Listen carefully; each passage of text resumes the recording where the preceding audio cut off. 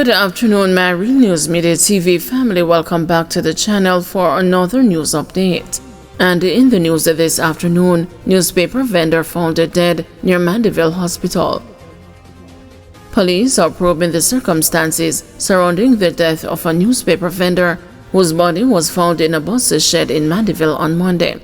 The vendor, identified as Patrick Ewers, 52, otherwise known as a Kitoso, was found by a street sweeper about 4 a.m. at the bus shed near the Mandeville Regional Hospital entrance. For close to 20 years, Ewers sold the Daily Observer newspaper in Mandeville. A source said Ewers was recently admitted to hospital. Preliminary reports from the police suggest that there was no sign of foul play. The body was removed to the morgue for an autopsy to conclude the cause of death. Pregnant woman killed in Westmoreland gun attack. A pregnant woman was shot dead at her home in Little London, Westmoreland on Sunday. She has been identified as a 32-year-old Lashia Grant, a chef of the New Hope community. According to the police report, Ms. Grant was 7 months pregnant and the mother to 3 children. It is reported that about 4 p.m., the woman was at her home with her children when 2 masked men, armed with handguns, rode up on a motorcycle and engaged her in a brief conversation. The men opened fire, hitting Ms. Grant several times. The gunmen escaped on the motorcycle. The police were called and the wounded woman transported to hospital, where she was pronounced dead. Motorcyclist killed in crash in Spanish Town. A 29-year-old motorbike delivery man became the latest road fatality in St. Catherine following a tragic accident on Sunday. The deceased, identified as a Janoy Cooper of Johnson Pen in the parish, succumbed to injuries sustained in the crash. Reports indicate that around 10 a.m., Cooper was riding his motorcycle along Walks Road in Spanish Town when he attempted to overtake a line of traffic near the AML service station. In doing so, he collided with a Nissan Wing Road motorcar traveling in the opposite direction. Cooper sustained severe injuries and was rushed to the Spanish Town Hospital, where he was later pronounced dead. The Spanish Town Traffic Department is investigating the incident. Magnitude 6.1 earthquake felt in sections of Jamaica this morning. An earthquake of magnitude 6.1 was felt in Jamaica early Monday morning. A statement from the earthquake unit said the tremor was felt about 1 o'clock across several parishes. The epicenter was located approximately 165 kilometers north of Ocho St. Anne. The focal depth was 10 kilometers. On November 10, 2 earthquakes located north of Ocho were also felt an hour apart. Those quakes measured magnitude 5.6 and 6.5 respectively. Technology Group offers prescription for treatment of surveillance program going blind. A Jamaica-based technology group has criticized the government's execution of the procurement process, which it says focuses on the lowest bids instead of those that are value-driven, following a revelation by National Security Minister Dr. Horace Chang that the Jamaica Eye Surveillance Network is facing maintenance struggles.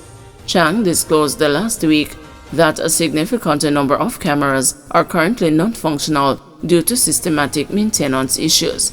The Jamaica Technology and Digital Alliance, headed by President Armando Cox, on Sunday said while the entity, a non-profit organization serving tech professionals and vendors in Jamaica and the diaspora, recognizes the complexity of maintaining such a critical national security asset, it wanted to emphasize the urgent need to address inefficiencies in procurement and operational practices to ensure a sustainable resolution.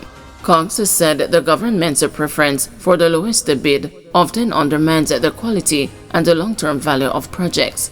Additionally, he said providers whose operational costs are tied to the US dollar face challenges with payments strictly in Jamaican dollars. He said allowing payments in US dollars or at a commercial bank selling rates could significantly ease this burden.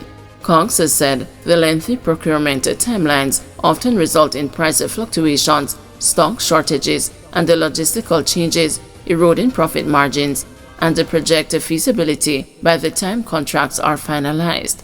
Prime Minister Andrew Holness has repeatedly lamented Jamaica's lengthy procurement processes, which he said often delay projects and directly impact the country's development.